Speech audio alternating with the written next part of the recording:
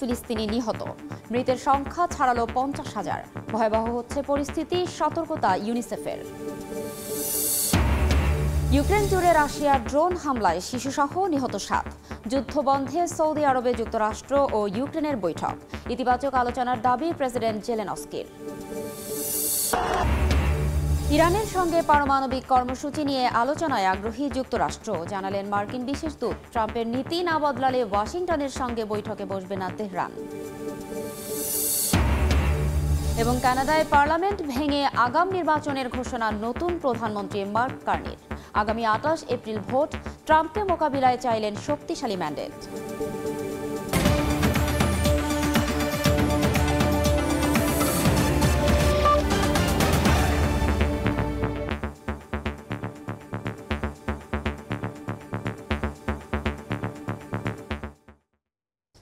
আন্তর্জাতিক সময়ের সঙ্গে আছি আমি ফারজানা লিনা।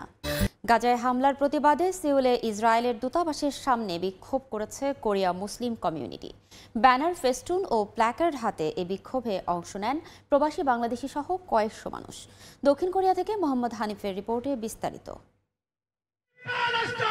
গাজায় চলছে ইসরায়েলের বর্বরতা, নির্বিচারে হত্যা করা হচ্ছে ফিলিস্তিনিদের। এর প্রতিবাদে রাজধানী সিউলের রাজপথে নেমে এলেন প্রবাসী বাংলাদেশি ও দক্ষিণ কোরীয়রা। ইসরায়েলি দূতাবাসের সামনে বিক্ষোভ করেন তারা। স্থানীয় সময় রোববার কোরিয়া মুসলিম কমিউনিটির উদ্যোগে এই বিক্ষোভ সমাবেশে অংশ নেন কয়েকশো মানুষ। ব্যানার, ফেস্টুন ও প্লেকার্ড হাতে বিক্ষোভে অংশ নেন প্রবাসী বাংলাদেশিরা। নেতানিয়াহু প্রশাসনকে অবিলম্বে হামলা বন্ধের আহ্বান জানান তারা। আজকের এই উপস্থিতি এটাই প্রমাণ করে যে মুসলমানকে কখনো দাবি রাখা যাবে না। আমাদের সাথে কোরিয়ানরাও আছে, সাপোর্ট করেছে আলহামদুলিল্লাহ। আমরা চাই অবিলম্বে এটা বন্ধ করা হোক এবং ফিলিস্তিনিদেরকে তাদের ভূখণ্ডকে ফিরিয়ে দেওয়া হোক। জাতিসংঘ এতে নিষ্ক্রিয় হয়েছে, আমরা এটা তীব্র নিন্দা ও প্রতিবাদ জানাচ্ছি। ইসরায়েলি আগ্রাসনের তীব্র প্রতিবাদ জানান কোরীয়রাও। গণহত্যাকারী রাষ্ট্র হিসেবে পরিচয় দিয়ে আসছে ইসরায়েল। গাজায় বর্বর হত্যাযজ্ঞের বিরুদ্ধে প্রতিবাদ জানাতে হবে বিশ্বকে। আমরা কোরীয়বাসীরা গাজার পাশে আছি।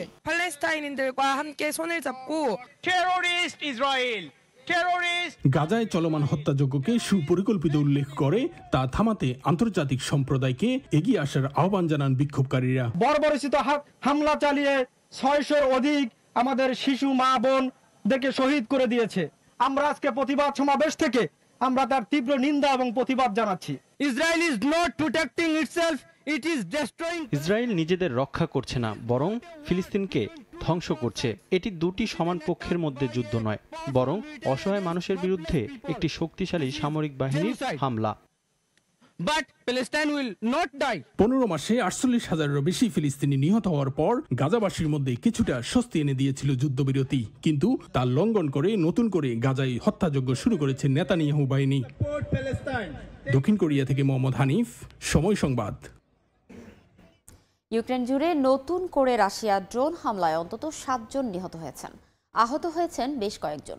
চলমান পরিস্থিতিতে যুদ্ধ বন্ধে রোববার সৌদি আরবের শান্তি আলোচনায় বসেন যুক্তরাষ্ট্র ও ইউক্রেনের প্রতিনিধিরা। বৈঠক ইতিবাচক হয়েছে বলে জানিয়েছেন প্রেসিডেন্ট জেলেনস্কি। সোমবার যুক্তরাষ্ট্র ও রাশিয়ার প্রতিনিধিদের মধ্যে আলোচনার কথা রয়েছে। এদিন সৌদি আরবে শান্তি আলোচনায় বসেন যুক্তরাষ্ট্র ও ইউক্রেনের প্রতিনিধিরা। এই আলোচনায় যুদ্ধবিরতি, গুরুত্বপূর্ণ স্থাপনাগুলো রক্ষা সহ নানা ইস্যুতে কথা হয়েছে। ন্যায্য শান্তি প্রতিষ্ঠার লক্ষ্যে কাজ করা হচ্ছে উল্লেখ করে ইউক্রেনের প্রতিরক্ষা মন্ত্রী রুস্তেম উমেরভ জানান, চূড়ান্ত সিদ্ধান্ত নিতে হলে পুতিনকে হামলা বন্ধের নির্দেশ দিতে হবে।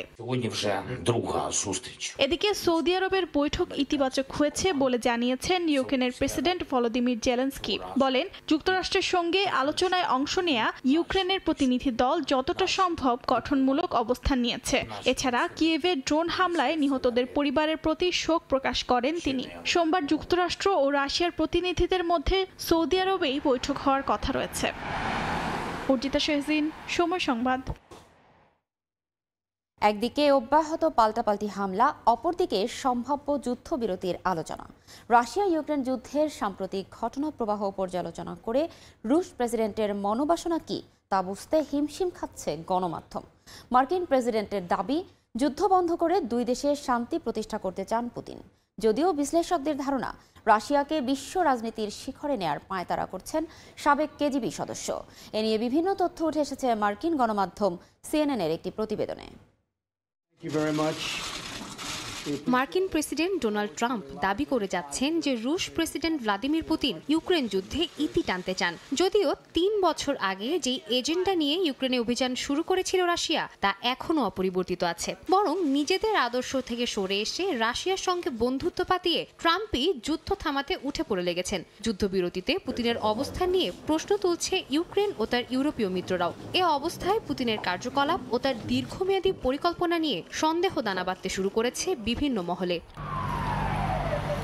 পুতিনের শাসনামলে রাশিয়ার অর্থনীতিতে যে উল্লেখযোগ্য উন্নতি হয়েছে তা স্বীকার করতে বাধ্য সংশ্লিষ্টরা। তবে বৃহত্তর স্বার্থে তা অনেকটাই হুমকির দিকে ঠেলে দিয়েছেন পুতিন। নিজেদের ক্ষতিগ্রস্ত পুতিন এবার বিশ্ব রাজনীতির শিখরে উঠতে চাচ্ছেন। ট্রাম্পের যুদ্ধবন্ধের এই তাড়া কেবলমাত্র রাশিয়ার পরিকল্পনাকে সহজ করে দিচ্ছে। ইউক্রেনের মালিকানা বিষয়ে এখনো অনড় অবস্থানে পুতিন প্রশাসন। এই অবস্থায় যুদ্ধ বন্ধে পুতিনকে সাহায্য করতে গিয়ে যুক্তরাষ্ট্র ইউরোপ সম্পর্কও হুমকির মুখে পড়েছে।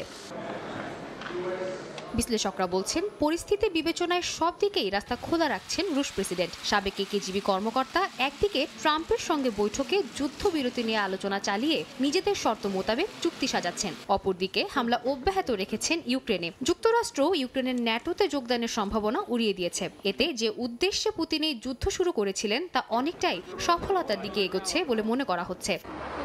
সিএনএনের এক প্রতিবেদন বলছে, ইউরোপ ও যুক্তরাষ্ট্রের সম্পর্কে ফাটল ধরিয়ে নিজেদের স্বার্থ সিদ্ধির কথা ভাবছে রুশ প্রশাসন। বিশ্বের সবচেয়ে বড় দেশ হিসেবে নিজেদের প্রথম সারির নীতি নির্ধারকের টেবিলে জায়গা করে দিতে চান পুতিন। সে উদ্দেশ্যেই ইউক্রেন যুদ্ধ বিষয়ে ট্রাম্পের সঙ্গে আলোচনা চালিয়ে যাচ্ছেন বলে ধারণা বিশ্লেষকদের। সাদিয়া তাসনিম, সময় সংবাদ। রুশ প্রেসিডেন্ট ভ্লাদিমির পুতিন ও মার্কিন প্রেসিডেন্ট ডোনাল্ড ট্রাম্পের সম্পর্ক বরাবরই আলোচনার কেন্দ্রবিন্দুতে। এবার এক শীর্ষ মার্কিন দূতের বক্তব্যে প্রকাশ পেল দুই নেতার ঘনিষ্ঠতার নতুন দিক। নির্বাচনী প্রচারণায় ট্রাম্পকে হত্যা চেষ্টার ঘটনার পর পুতিন গির্জায় গিয়ে তার জন্য প্রার্থনা করেছেন বলে জানিয়েছেন ট্রাম্পের শীর্ষ দূত স্টিভ উইটকফ। হোয়াইট হাউসের মসনদে দ্বিতীয় মেয়াদে বসার আগে থেকেই মার্কিন প্রেসিডেন্ট ডোনাল্ড ট্রাম্পের সঙ্গে রুশ প্রেসিডেন্ট ভ্লাদিমির পুতিনের বন্ধুত্ব নিয়ে নানা জল্পনা কল্পনা চলছে। এবার সেই পালে যেন আরও হাওয়া লাগলো। ডোনাল্ড ট্রাম্পের শীর্ষ দূত স্টিভ উইটকফ জানিয়েছেন, নির্বাচনী প্রচারণায় হত্যা চেষ্টার ঘটনার পর পুতিন গির্জায় গিয়ে ট্রাম্পের সুস্থতার জন্য প্রার্থনা করেছিলেন। টাকার কালসনের একটি পডকাস্টে এ তথ্য দেন উইটকফ, যেখানে তিনি জানান পুতিন তার স্থানীয় গির্জায় গিয়ে প্রার্থনা করেছিলেন। গত গ্রীষ্মে পেনসিলভেনিয়ার বাটলার শহরে ট্রাম্পের প্রচারণা সমাবেশে হামলার ঘটনা ঘটে, যেখানে ২০ বছর বয়সী থমাস ম্যাথিউ ক্রুকস বর্তমান প্রেসিডেন্টের উপর গুলি চালান। তখন ক্রেমলিন মুখপাত্র হামলার জন্য ট্রাম্পের রাজনৈতিক প্রতিপক্ষদের দোষারোপ করেছিলেন। এছাড়াও পুতিন ট্রাম্পের প্রতি সৌজন্যতা দেখিয়ে এক রুশ শিল্পীকে দিয়ে তার একটি প্রতিকৃতি আঁকিয়েছেন এবং সেটি ট্রাম্পকে উপহার হিসেবে পাঠিয়েছেন। দুই নেতার এই ঘনিষ্ঠ সম্পর্ক দীর্ঘদিন ধরে আলোচনার বিষয় হয়ে আছে, বিশেষত ইউক্রেন যুদ্ধের প্রেক্ষাপটে। সম্প্রতি তারা ২ ঘন্টার ফোনালাপে রাশিয়ার পূর্ণমাত্রার আগ্রাসন বন্ধের উপায় নিয়ে আলোচনা করেছেন। ট্রাম্প এটিকে খুব ভালো এবং ফলপ্রসূ হিসেবে আখ্যা দিয়েছেন। সাদিয়া তাসনিম, সময় সংবাদ। যুক্তরাষ্ট্র ইরানের সঙ্গে পারমাণবিক কর্মসূচি নিয়ে আলোচনায় আগ্রহী বলে জানিয়েছেন মার্কিন বিশেষ দূত স্টিভ উইটকফ। যদিও ট্রাম্পের নীতি না বদলালে ওয়াশিংটনের সঙ্গে কোনো আলোচনায় বসবে না তেহরান বলে সাফ জানিয়েছেন ইরানের পররাষ্ট্রমন্ত্রী আব্বাস আরাকচি। ইরান সবসময় যুদ্ধের জন্য প্রস্তুত বলেও হুঁশিয়ারি দেন তিনি। সম্প্রতি নতুন পরমাণু চুক্তিতে সম্মত হতে ইরানকে ২ মাসের সময়সীমা বেঁধে দেন মার্কিন প্রেসিডেন্ট ডোনাল্ড ট্রাম্প। রাজি না হলে তেহরানে হামলারও হুমকি দেন তিনি, যার তীব্র সমালোচনা করেন ইরানের সর্বোচ্চ ধর্মীয় নেতা আয়াতুল্লাহ আলী খামেনি। যুক্তরাষ্ট্রকে বাড়াবাড়ি না করার আহ্বান জানান তিনি। রোববার এক সাক্ষাৎকারে ট্রাম্পের বিশেষ দূত স্টিভ উইটকফ জানান, মার্কিন প্রেসিডেন্ট ইরানের সর্বোচ্চ নেতার কাছে একটি সম্ভাব্য নতুন পারমাণবিক চুক্তি নিয়ে আলোচনার প্রস্তাব পাঠিয়েছেন, যা সরাসরি সামরিক পদক্ষেপ এড়ানোর প্রচেষ্টা। সবকিছু সামরিক উপায়ে সমাধান করার প্রয়োজন নেই বলেও মন্তব্য করেন Witkoff. I lost my son in 2000. যদিও ইরানের পররাষ্ট্রমন্ত্রী আব্বাস আরাকচি বলেছেন যুক্তরাষ্ট্রের চাপের নীতি পরিবর্তন না হলে কোনো আলোচনা সম্ভব নয়। ইরান যুদ্ধকামী নয়, তবে যুদ্ধের জন্য প্রস্তুত বলেও মন্তব্য করেন তিনি। ট্রাম্পের চিঠিকে হুমকি হিসেবে দাবি করে দ্রুতই তেহরানের জবাব দেবে বলেও জানান আরাকচি। 2018 সালে ট্রাম্প যুক্তরাষ্ট্রকে ঐতিহাসিক পরমাণু চুক্তি থেকে একতরফাভাবে প্রত্যাহার করে নেওয়ার পর থেকে ওয়াশিংটনের উপর তেহরানের বিশ্বাসের সংকট তৈরি হয়। ট্রাম্প চুক্তি থেকে বেরিয়ে যাওয়ার পর ইরান ইউরেনিয়াম সমৃদ্ধকরণ 60% পর্যন্ত বাড়িয়ে দিয়েছে। যদিও ট্রাম্প এবছর পুনরায় হোয়াইট হাউসে ফিরে আসার পর থেকে ইরানের সঙ্গে আলোচনার ইঙ্গিত দিয়েছেন। রাহানুল রানা, সময় সংবাদ। কানাডার পরবর্তী ফেডারেল নির্বাচন অনুষ্ঠিত হতে যাচ্ছে আগামী 28 এপ্রিল। স্থানীয় সময় রোববার পার্লামেন্ট ভেঙে দিয়ে দেশটির নতুন প্রধানমন্ত্রী মার্ক কার্নি এই ঘোষণা দেন। আগাম নির্বাচনের ঘোষণা দেওয়ার পরই কার্নিকে প্রশ্ন করা হয় যুক্তরাষ্ট্রের সঙ্গে বাণিজ্য যুদ্ধ চলার মধ্যে তিনি কেন এমন সিদ্ধান্ত নিলেন, এটি ঝুঁকিপূর্ণ হবে কিনা। জবাবে সদ্য শপথ নেওয়া প্রধানমন্ত্রী কার্নি জানান, দায়িত্ব নেওয়ার প্রথম 9 দিনে তিনি ও তার দল যে কাজ করেছে এতে কানাডার অর্থনীতি সুরক্ষিত আছে, যা তারা অর্জন করতে সমর্থ হয়েছেন।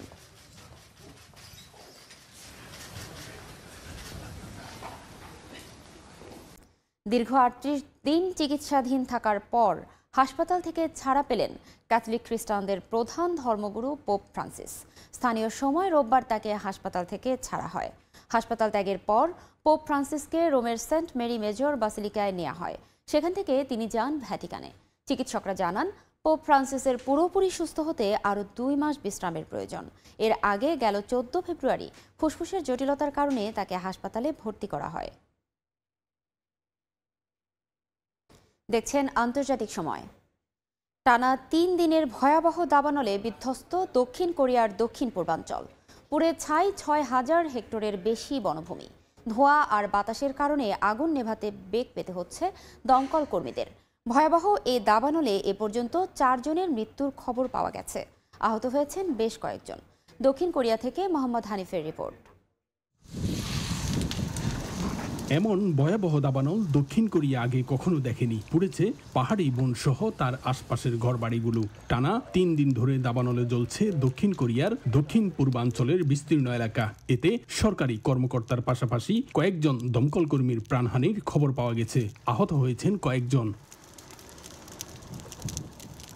কেন্দ্রীয় দুর্যোগ ও নিরাপত্তা প্রতিরোধ সদর দপ্তরের তথ্য অনুযায়ী ইতিমধ্যেই দেশজুড়ে প্রায় 30টি দাবানলের ঘটনা ঘটেছে। ঘন ধোঁয়ায়, শুষ্ক ও তীব্র বাতাসের কারণে দমকল কর্মীদের আগুন নেভাতে বেগ পেতে হচ্ছে।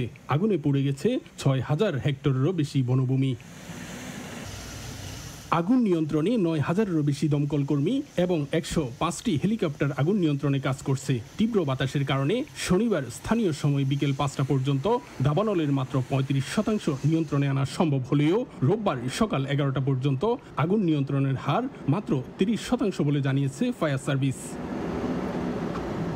ভারপ্রাপ্ত প্রেসিডেন্ট চৈ চাং-মুক বলেছেন, আশপাশের 30টি গ্রামের 1500-এরও বেশি বাসিন্দাদের আশ্রয় কেন্দ্রে নিয়ে যাওয়া হয়েছে। জনগণের নিরাপত্তা সহ আহতদের দ্রুত চিকিৎসার নির্দেশ দিয়ে উলসান শহর সহ দক্ষিণ পূর্বাঞ্চলীয় কয়েকটি এলাকায় জাতীয় দুর্যোগ ঘোষণা করেছেন ভারপ্রাপ্ত প্রেসিডেন্ট। দক্ষিণ কোরিয়া থেকে মোহাম্মদ হানিফ, সময় সংবাদ। ভয়াবহ বন্যায় বিপর্যস্ত স্পেনের উত্তরাঞ্চল। বন্যা কবলিত এলাকার বাসিন্দাদের এরই মধ্যে নিরাপদে সরিয়ে নেওয়া হয়েছে। 19টি অঞ্চলে জারি করা হয়েছে হলুদ এবং কমলা সতর্কতা। পরিবেশের এমন পরিণতির কারণ হিসেবে জলবায়ু পরিবর্তনকে দায়ী করছেন বিশেষজ্ঞরা। বন্যার কারণে বিভিন্ন অঞ্চলের রাস্তাঘাট বন্ধ রয়েছে। আশপাশের পাহাড়ের বরফ গলে পরিস্থিতি আরও ভয়াবহ হওয়ার আশঙ্কা করা হচ্ছে। এ বন্যা প্রবল খরার মধ্য দিয়ে শেষ হবে বলে ধারণা করছে সংশ্লিষ্ট কর্তৃপক্ষ।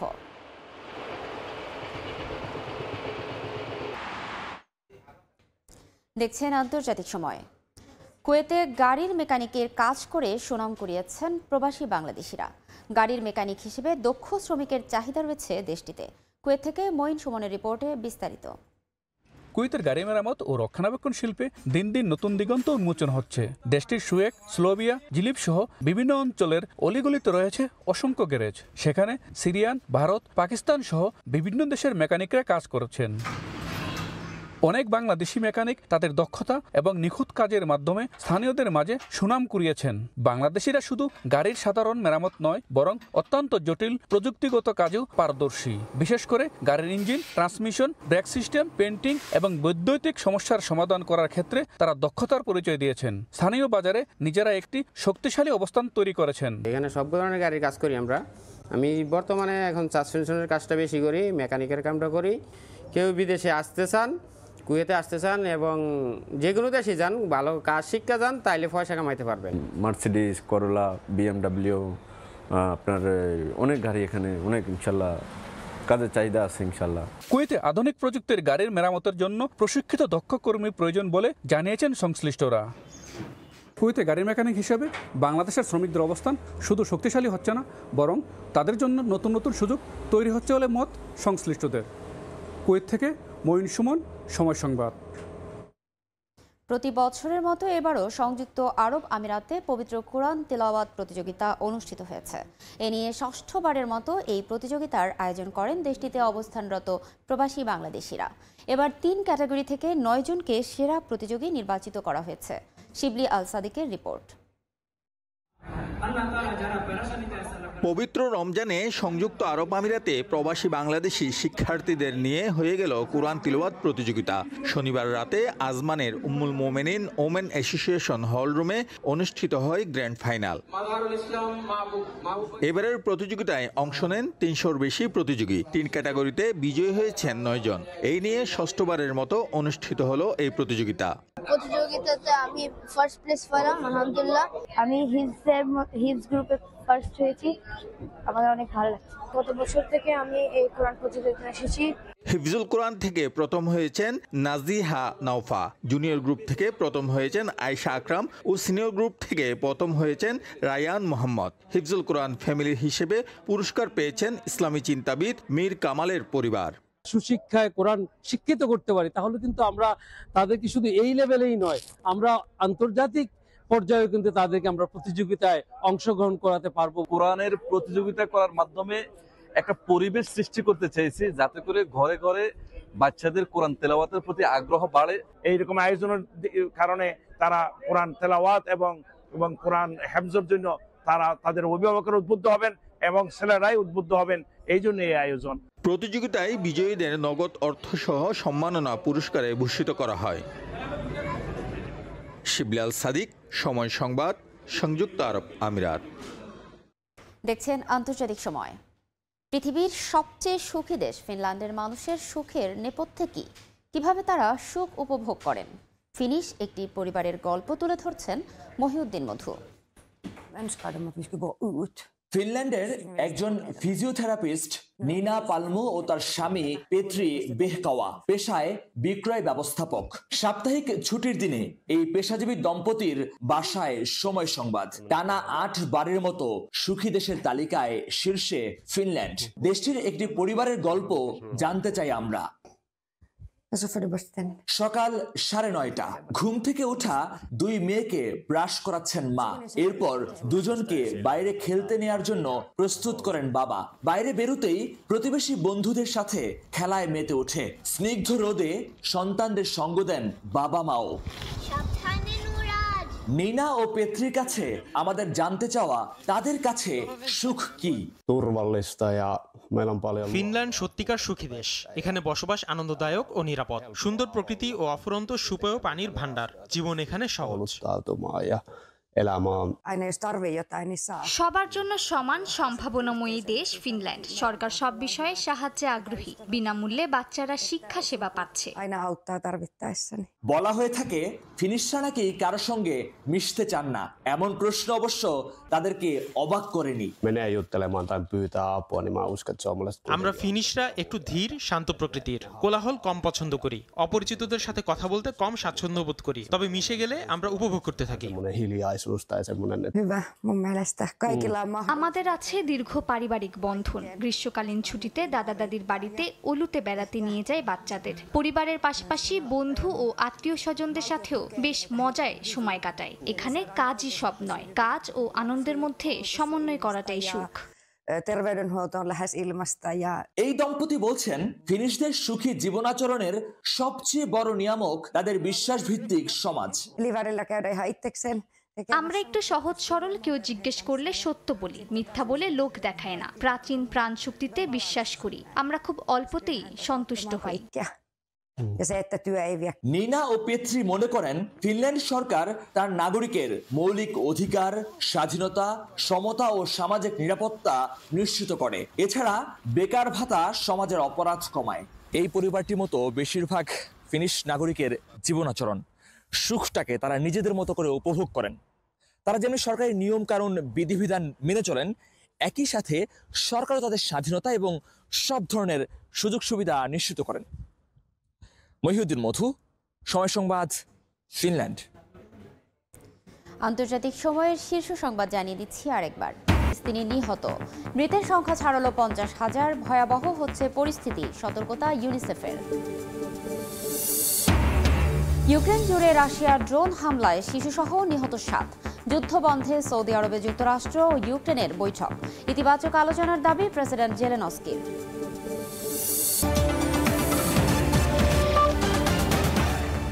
এই ছিল আন্তর্জাতিক সময়। সঙ্গে থাকুন সময়ের।